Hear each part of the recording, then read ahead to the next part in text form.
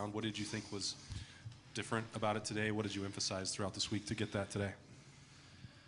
Yeah, well, on defense, they were packing the box, a lot of one-on-one on the outside. Middle of the field was available, and so credit them. They were aggressive, and they were going to stop our run, and that's the balance that we're looking for. Is that if you're going to try to stop the run, then we have to be able to throw the ball, and vice versa. And so, I think in 2 games you've seen that, like you said, a little bit different opponents, and there were some good things there in the past game today.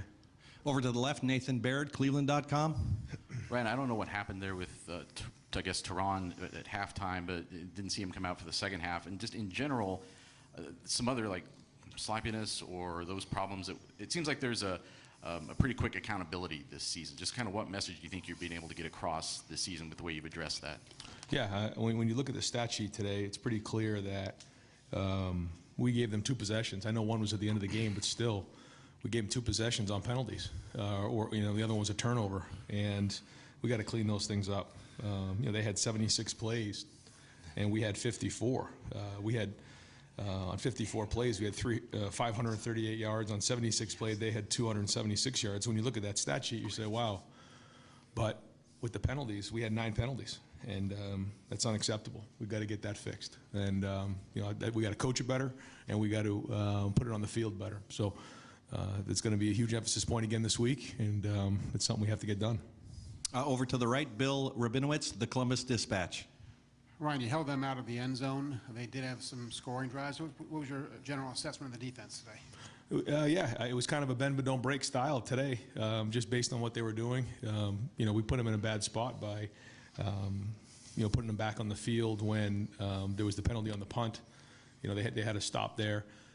I thought the way we came out in the second half was good. We came down, scored, got a 3 and out, and that was good, and then scored again. And I thought we could have got a little bit more of that going there in the second half, but didn't quite finish it the way that we would have liked to have seen, quite honestly. But there were some good things there. But if we're gonna be the team we need to be, we got to keep building and keep growing. And there's certain areas that we're going to improve on. But anytime the defense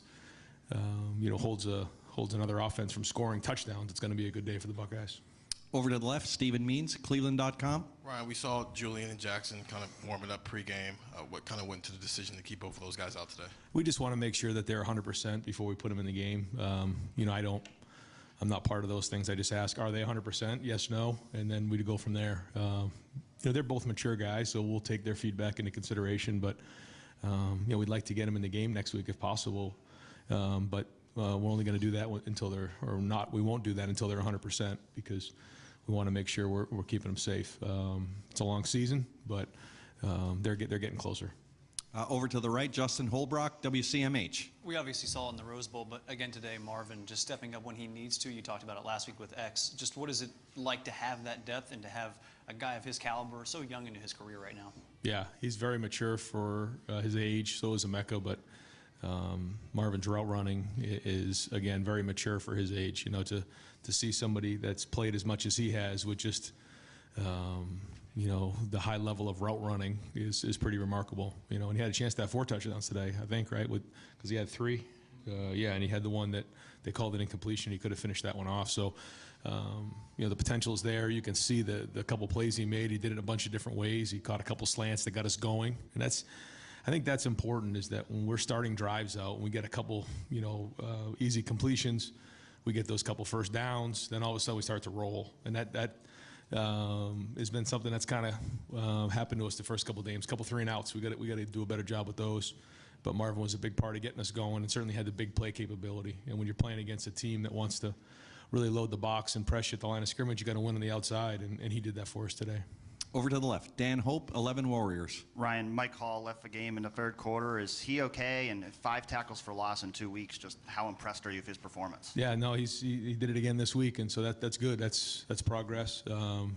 It's not something that we expect him to miss any time for. But we'll see once we get an evaluation of him post game. But there was no concern coming out of it. It was going to be long term. Over to the right, Tim May, Letterman Row. Yeah, Ryan, just sort of the inconsistency a little bit for the offense, like you're talking about. Was it a little bit frustrating for you? Because obviously you're calling plays you think will work, et cetera, and it was feast or famine almost, it seemed. Yeah, and when you play a style of defense like the one we went up against, it's a little bit that way. Even for CJ to be, let's see, he was 16 of 24 for 351. That's about the day that you expect. When you're playing against a defense that kind of keeps it in front of you, it's usually a high completion percentage game, maybe not as many yards. A defense like this, it's maybe not as high completion percentage, but then all of a sudden one goes for 60 or 40. You have these big plays, and that was kind of the theme today. And so certainly things to clean up. We're nowhere we need to be, but there was improvement in other areas too. So we'll keep growing on it, identify the things we got to get better at, and keep building, keep working to that balance too. Yeah, like that TD pass to Mecca. I mean, they brought the safety, boom, what delayed like streak and we're seeing. That was well executed, and I think that's it. Like when we're playing with toughness, we're playing with an edge, we're taking care of the football, and those are all real positive things.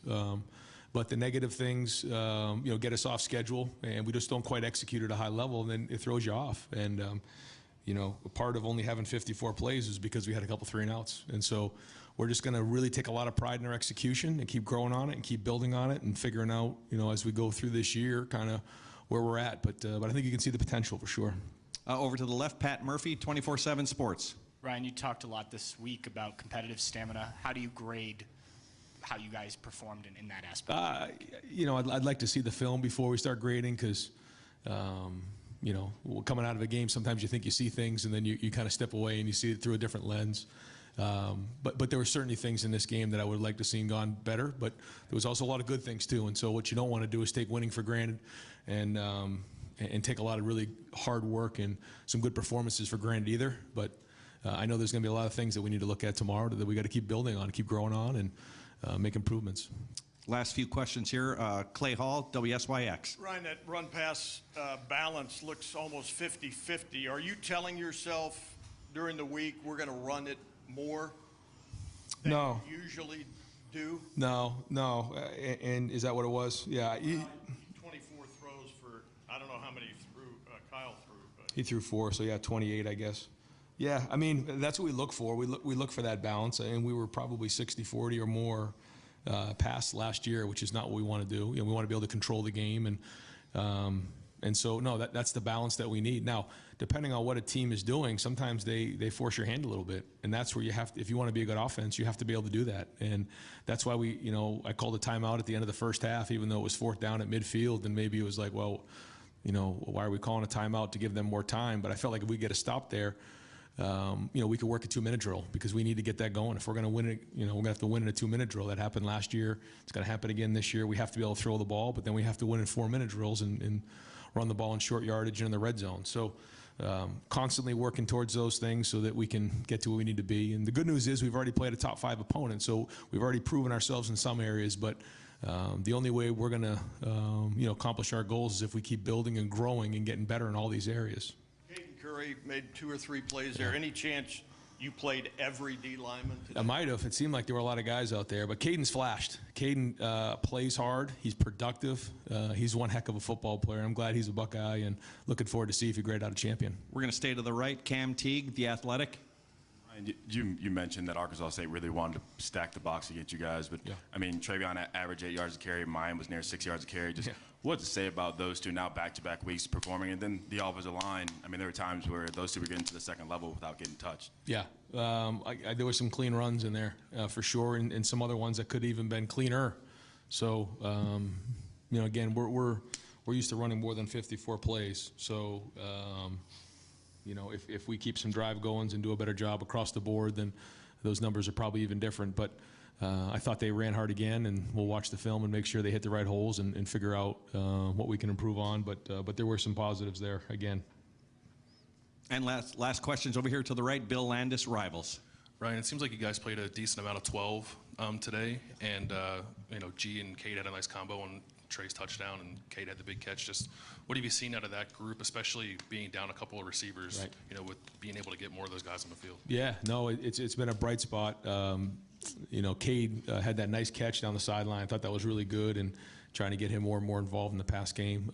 I thought Mitch has done some really good things, and we're going to keep incorporating those guys, as we continue to build this year. And then seeing G in there, G We consider him a tight end, and he ran some 12 plays, and so that's good. So those guys deserve to be part of the offense, and we're going to keep building in those areas because our 11 package is our 11 package, but some of these other packages that we can start working on and building on gives us some different diversity that I think we need.